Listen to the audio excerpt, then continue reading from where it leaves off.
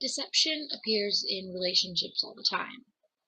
It's a problem, an issue that will follow you through life. Anywhere you go, anyone you meet, people will tell you white lies.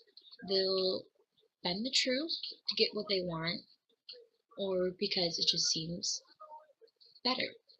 It's the better choice, it's the better route to go, so they'll do it. In the novel by Joseph Finder, called Paranoia, it's portrayed in a young man named Adam Cassidy who works for Wyatt Telecom's executive branch, and in that job he embezzles money to throw a party for a man who works on the docks. He's retiring, and no one really appreciated this man, so Adam Cassidy decided that he would take some money to throw this guy an amazing party.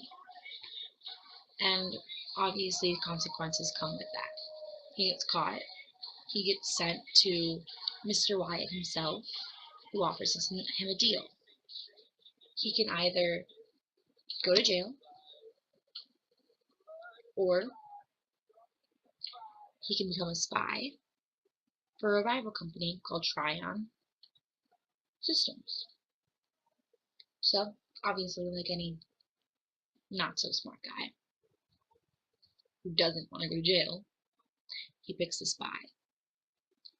And because Wyatt is such a powerful man, and he needs someone who is much better than he seems to be, they put him through a training course to become someone he's not.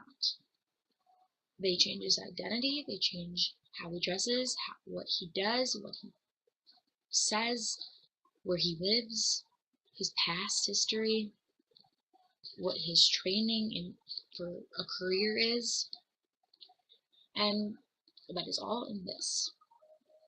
And I like the quote, in a war between kings, even a pawn can change the game, which is Adam Cassidy.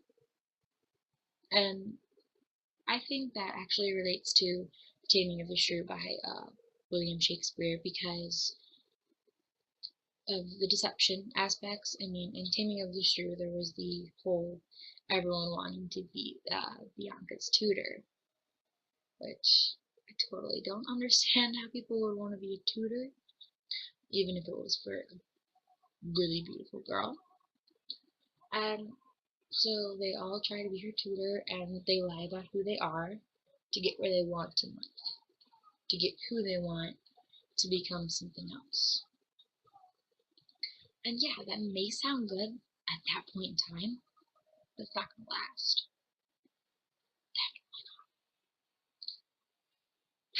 Okay, since I've introduced both of the books, you know now that in both of the books there is deception. Let's move on to relating it to nowadays. Obviously, deception is still a huge problem. It's still something that isn't good for society. People lie to you daily, and you can't trust dating internet websites, yada yada yada. And I mean, you can't trust a person. And it's still a real life issue. It's still happening every day between parents and their children, between parents and other parents, between a teacher and a student, between faculty members at a school, anything. I mean, it could happen anywhere, it could happen to anyone. And Paranoia and Taming of the Shrew really represents that, with closer relationships between what they want and where they are in life. It's kind of almost human nature to want to get yourself out of tight situations and to put strain on a relationship just to get what you want. It's a selfish behavior, but I believe that also comes with deception, because you have to have some self want or craving to go as far as lying. And I completely 100% believe that Paranoia right here, this baby, it is clear to show that deception can pop up in any situation. It can pop up horrible at such a high risk, or something as stealing a cookie from a jar and lying to your parents about taking it or blaming it on someone else and saying that you have no idea what they're talking about. It's just bad. No other word for that. Okay. Let's look at this flimsy paper. Anything else similar? In Taming of the Shrew and Paranoia, which I'm supposed to be talking about more. Paranoia, it has more relationships issues in it and concepts that follow you throughout life your whole time, because deception also connects with parental issues as well as communication, and Adam Cassidy has a very hard father to deal with who is constantly lying to the caretakers that Adam hires for him to get out of tight situations or to get rid of the guy altogether. And for some odd, unknown reason, Adam keeps hiring other people. Probably doesn't want to deal with his own dad, but that shows right there the strain on the relationship. And as Adam indulges himself further into this life that he recently acquired, it drags out more issues in the relationship with his father.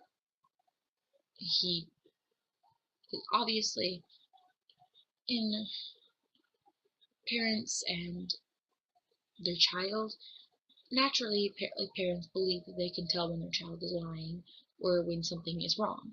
And so obviously Adam right there, he begins to lie, and in order to carry out with everyone, because these are powerful people, so they can obviously be watching him whenever they want, he has to lie to his father as well.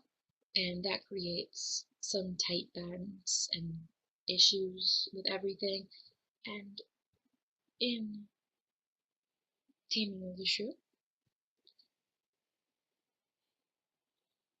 in order to be a tour, you have to lie to most people you know, and you have to talk to your friend into it so you can switch roles. And it's very challenging. And yeah, so the novels, again, they're very similar with roles and situations that can be carried on throughout life. And of course, it's still an issue. Deception is a huge, widely known issue. People won't stop lying. People will try and protect themselves. It's selfish, but people will always do it. It's human nature. I will do it. You will do it. And they will do it to go out of the lift. And this theme will carry on for centuries. It's just natural, and even my poster may do it, whatever that means. Anyway, don't lie. It'll get you nowhere, and by the end point there will be more consequences than you were led on to believe the first fib you told. It's a life issue, and it comes in every relationship. You just have to deal with whatever card they hand you and hope people aren't lying.